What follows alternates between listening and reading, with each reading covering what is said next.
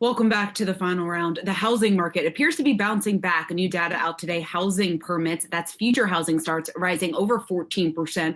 We also saw homebuyer mortgage demand spiking to an 11-year high. For more on this, let's bring in Chris Rupkey, MUFG Chief Financial Economist. And Chris, what do you make of this rebound that we've seen in housing? I guess, has it been a little bit of a surprise to you? And then also, what does this tell us just about the strength of the economy at this point? Well, I try to make the case that it's V-shaped, but of course that's an exaggeration, but that's what I do as an economist. That's my job. Let's put it this way. Housing permits are back up. They're 1.2 million annual rate. So I assume that means housing starts, the construction will come back as well. We're still not where we were earlier in the year. We were above 1.4 million.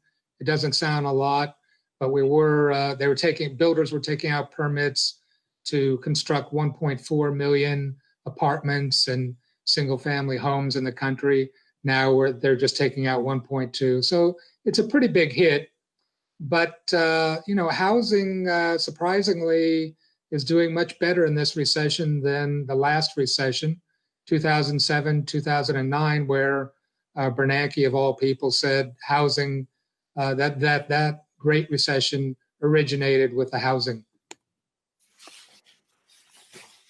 Chris, how sustainable is that, though? I mean, I guess that's the question we've been asking over the last few weeks, is that these numbers, when you talk about, we're talking specifically about housing, but the economic data in general does point to a bounce back, which was to be expected because there was so much pent-up demand. But how far does that take us, you think? Yeah, that's interesting. You can the same pattern is being exhibited by retail sales, consumer spending. Consumers also buy big ticket items like new homes, of course. How far can it go? It's interesting. I think what's happened here is that before we got the data on retail sales, we thought consumer spending was dropping 60%. In the second quarter, 60%. That's unbelievable. But now after the big jump, 17% in the month of May, it looks like consumer spending's only falling 35% in the second quarter. That we get July 30th.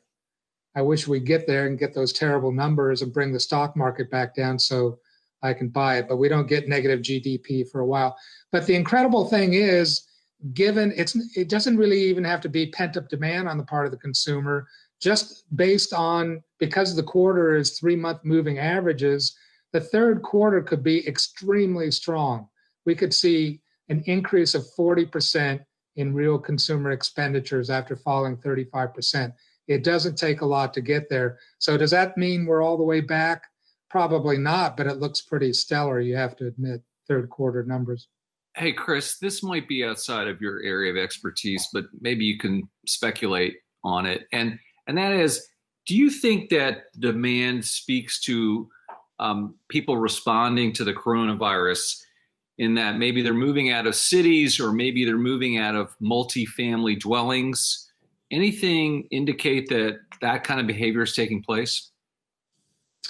Well, I live in New Jersey, and the realtors have been saying that, yes, they've seen people move out of the city, and it's a little like the 1970s, where right now, if a family's paying, if their apartment, 2-bedroom box is $3 million, you can get a very nice $3 million house, much larger in my neighborhood.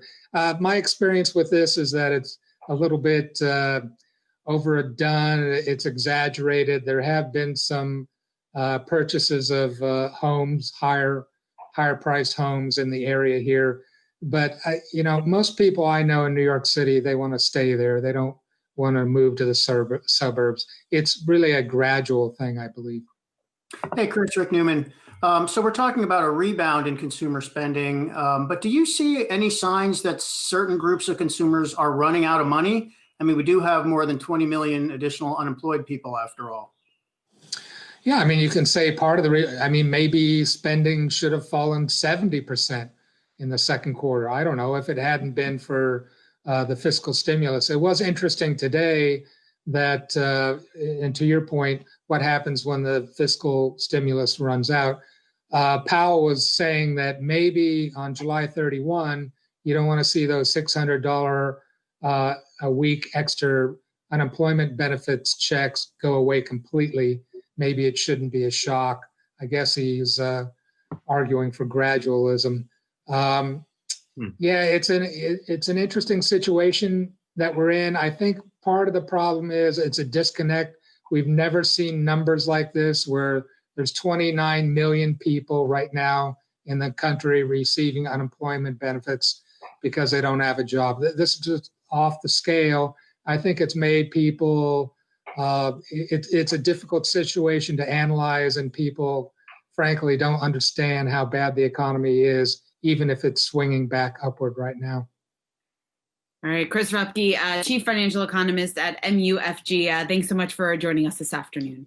Thank you. Hey investors, Zach Guzman here. Are you interested in learning more about the markets and getting the latest financial news? Well, then click right here to subscribe to our Yahoo Finance YouTube channel.